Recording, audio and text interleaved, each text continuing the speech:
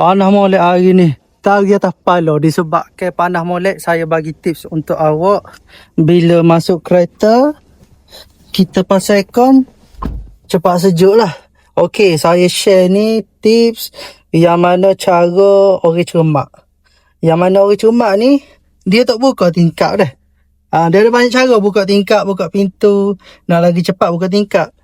Yang pertama, awak buka aircon. Aircon awak buka, blower ni, kipas ni awak buat penuh. Buat penuh ataupun buat 3 ataupun 4 lah. Lepas tu temperature ni 18 pun boleh, nak cepat buat lah 18.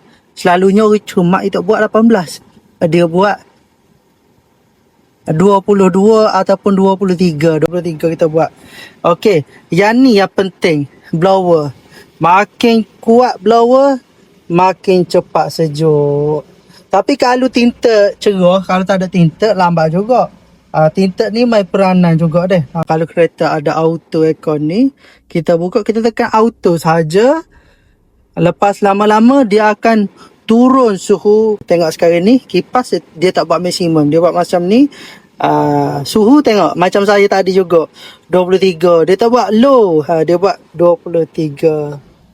Dapat sesuatu, jangan lupa like, comment, share. Yang paling penting sekali, follow akaun saya ni, Ilman Pro 2, pilihan anda.